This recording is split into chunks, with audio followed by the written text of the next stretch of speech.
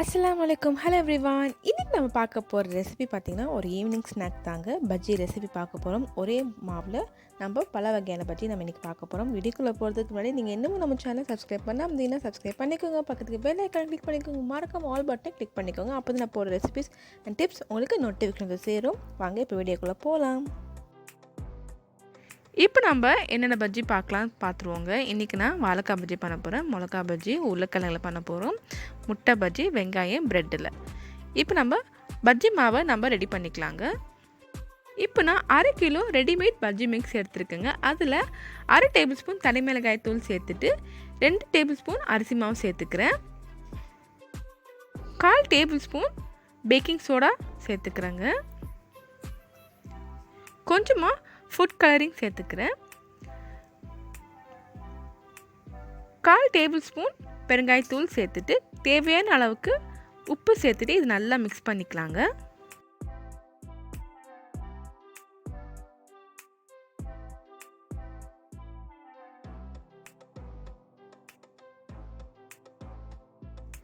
இப்போ நம்ம இதில் தேவையான அளவுக்கு கொஞ்சம் கொஞ்சமாக தண்ணி சேர்த்து ஒரு திக்காக பேஸ்ட் வர வரைக்கும் நம்ம நல்லா மிக்ஸ் பண்ணிக்கலாங்க.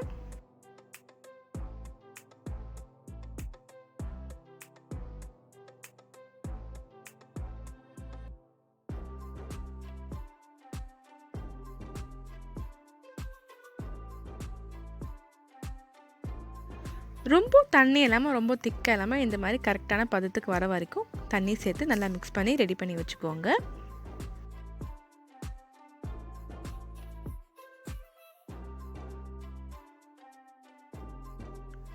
உருளைக்கிழங்கையும் வாழைக்காயும் கட் பண்ணி தண்ணியில் போட்டு வச்சுருக்குங்க. மற்றதெல்லாம் இப்படி கட் பண்ணி ரெடி பண்ணி வச்சுருக்கேன்.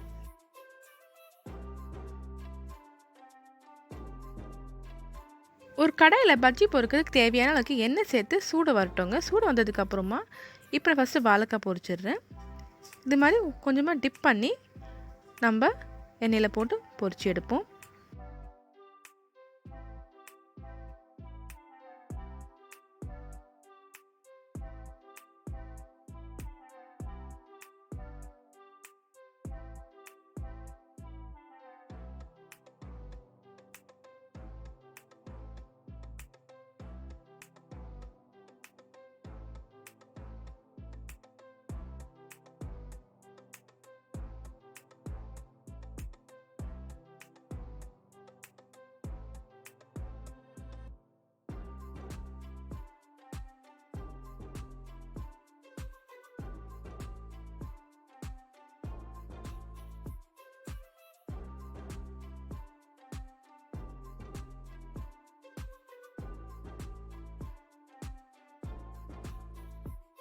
ஒவ்வொரு பக்கமும் மீடியம் ஃப்ளேமில் 3லேருந்து 4 நிமிஷம் பொரிஞ்சாலே போதுங்க. இப்போ நம்ம எடுத்துடலாம்.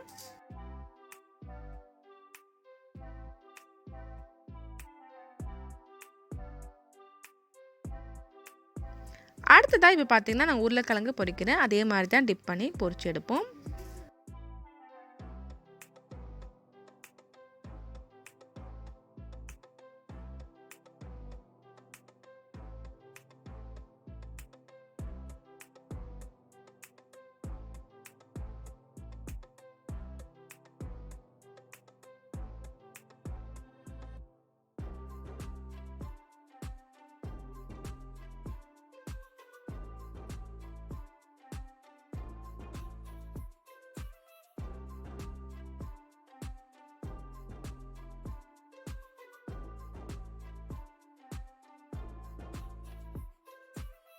அடுத்ததாக நம்ம வெங்காயம் பஜ்ஜி பொரிச்சிடலாங்க.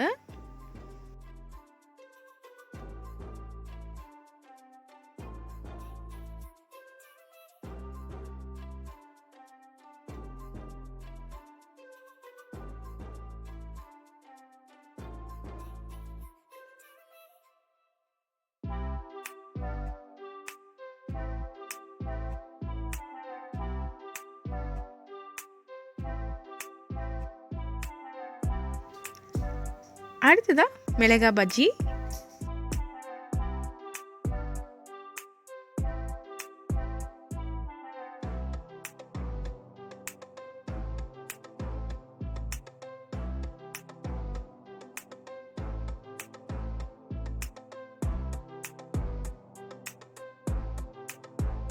அடுத்ததாக முட்டை பஜ்ஜி பொரிச்சிடலாங்க.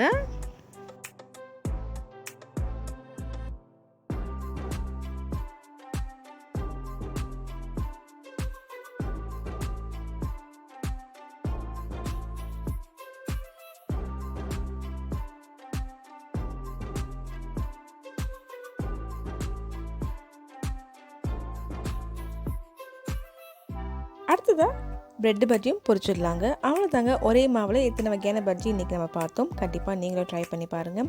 நீங்கள் இன்னமும் நம்ம சேனல் சப்ஸ்கிரைப் பண்ணாமல் சப்ஸ்கிரைப் பண்ணிக்கோங்க. பக்கத்துக்கு பெல் ஐக்கானை கிளிக் பண்ணிக்கோங்க. மறக்காம ஆல் பட்டனை கிளிக் பண்ணிக்கோங்க. அப்போ தான் நான் போகிற எல்லா ரெசிபிஸ் அண்ட் டிப்ஸ் உங்களுக்கு நோட்டிஃபிகேஷன் வந்து சேரும். தேங்க்யூ.